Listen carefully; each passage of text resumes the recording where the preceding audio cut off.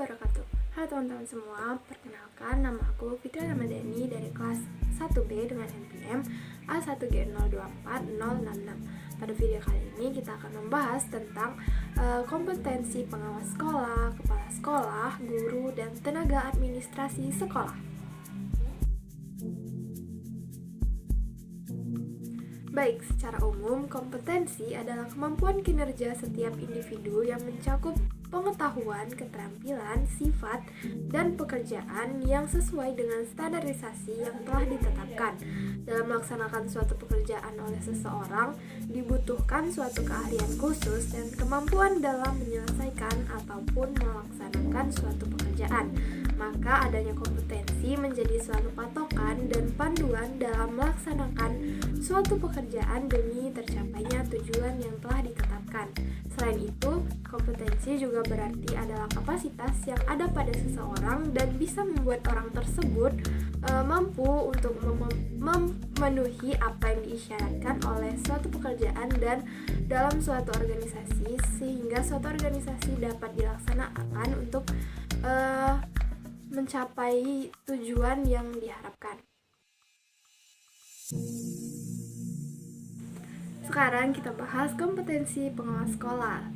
Untuk kompetensi yang harus dimiliki pengawas sekolah dalam kaitannya dengan supervisi pendidikan adalah kepribadian. Yang pertama itu menyadari akan tugas dan tanggung jawabnya sebagai pengawas satuan pendidikan yang profesional. Yang kedua, kreatif dalam bekerja dan memecahkan masalah, ya, baik yang berkaitan dengan kehidupan pribadinya maupun tugas-tugas profesinya. Yang ketiga, memiliki rasa ingin tahu akan hal-hal baru tentang pendidikan dan ilmu pengetahuan, teknologi, dan seni yang menunjang profesinya. Yang keempat, menumbuhkan motivasi kerja pada dirinya dan pada stakeholder sekolah. Selanjutnya, supervisi manajerial. Yang pertama, menguasai metode, teknik, dan prinsip-prinsip supervisi dalam rangka meningkatkan mutu pendidikan. Yang kedua, menyusun program kepengawasan berdasarkan visi misi tujuan dan program sekolah binaannya. Yang ketiga, menyusun metode kerja dan berbagai instrumen yang diperlukan untuk melaksanakan tugas pokok dan fungsi pengawasan. Yang keempat, membina kepala sekolah dalam mengelola satuan pendidikan berdasarkan manajemen pendidikan mutu berbasis sekolah atau MPMBS. Yang kelima, membantu kepala sekolah dalam menyusun indikator keberhasilan mutu pendidikan di sekolah. Yang keenam, membina staf sekolah dalam melaksanakan tugas pokok dan tanggung jawabnya. Yang ketujuh, memantau pelaksanaan inovasi dan kebijakan pendidikan pada sekolah-sekolah binaannya. Selanjutnya, supervisi akademik. Yang pertama itu memahami konsep, prinsip, teori dasar, karakteristik, dan kecenderungan perkembangan bidang ilmu yang menjadi isi tiap bidang pengembangan atau mata pelajaran ST atau mata pelajaran sekolah menengah yang termasuk dalam rumpunnya. Yang kedua, membimbing guru dalam menentukan tujuan pendidikan yang sesuai. Yang ketiga, membimbing guru dalam menyusun silabus tiap sidang pengembangan atau mata pelajaran SD. Yang keempat, membimbing guru dalam memilih dan menggunakan strategi atau metode pembelajaran yang dapat mengembangkan berbagai potensi peserta didik melalui bidang pengembangan atau mata pelajaran SD. Yang ketujuh, membimbing guru dalam menyusun rencana atau RPP. Karena kepala sekolah itu seorang guru, jadi kepala sekolah dan guru itu memiliki kompetensi yang sama.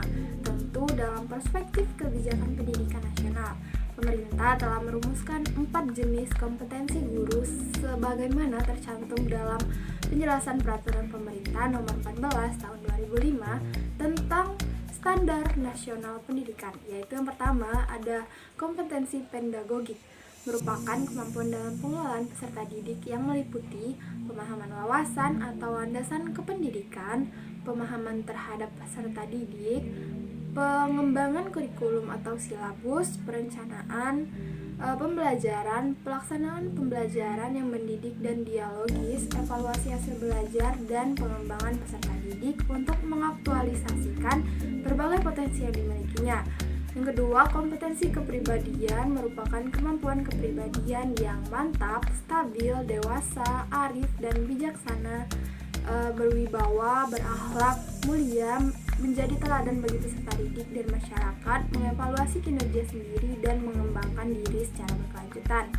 Yang ketiga, kompetensi sosial merupakan kemampuan pendidik sebagai bagian dari masyarakat untuk berkomunikasi lisan dan tulisan, menggunakan teknologi komunikasi dan informasi secara fungsional, bergaul secara efektif dengan peserta didik, sesama pendidik, tenaga pendidikan, orang tua atau wali peserta didik, dan bergaul secara santun dengan masyarakat sekitar.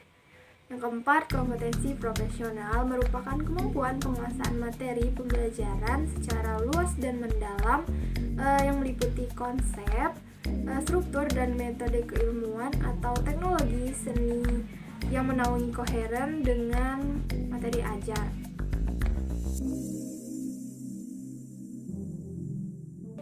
Sekarang kita bahas tentang masing-masing kompetensi yang diperlukan oleh tenaga administrasi sekolah. Yang pertama itu kompetensi kepribadian, merupakan kemampuan untuk menunjukkan sikap yang profesional, jujur, disiplin, tanggung jawab, dan berintegritas. Tenaga administrasi harus bisa menjaga sikap yang baik, bersikap netral, dan menjadi teladan yang positif dalam lingkungan sekolah. Kepribadian yang baik akan membangun citra positif bagi sekolah dan menciptakan hubungan yang harmonis dengan semua pihak. Selanjutnya yang kedua itu kompetensi sosial, kemampuan untuk berinteraksi dengan orang lain, termasuk siswa, guru, orang tua, dan pihak eksternal dengan sikap yang ramah, empati, dan keterampilan komunikasi yang baik. Kompetensi ini juga mencakup kemampuan untuk bekerja dalam tim dan memahami kebutuhan serta dinamika sosial di lingkungan sekolah. Yang ketiga, kompetensi pedagogik. Meskipun tenaga administrasi bukan tenaga pengajar, memiliki pemahaman dasar tentang proses pendidikan akan membantu mereka lebih efektif dalam mendukung tugas guru dan kebutuhan siswa. Mereka juga perlu memahami kebutuhan belajar siswa, prosedur administrasi terkait kegiatan belajar, dan kebutuhan guru dalam pengajaran. Yang keempat itu kompetensi teknis, meliputi keterampilan dalam menggunakan teknologi dan aplikasi administrasi seperti Microsoft Office, software manajemen sekolah, pengarsipan digital, dan perangkat teknologi lainnya. Keterampilan ini juga mencakup pengelolaan arsip, pengolahan data, dan administrasi yang efektif dalam kegiatan seluruh administratif berjalan lancar. Yang kelima, kompetensi manajerial, kemampuan mengatur dan merencanakan kegiatan administrasi di sekolah seperti penyusunan jadwal, pengelolaan inventaris, koordinasi berbagai kegiatan tenaga administrasi perlu memiliki keterampilan.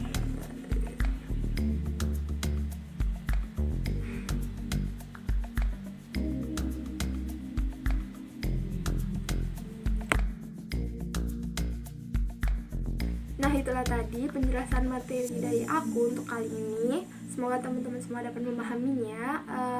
Sekian, wassalamualaikum warahmatullahi wabarakatuh.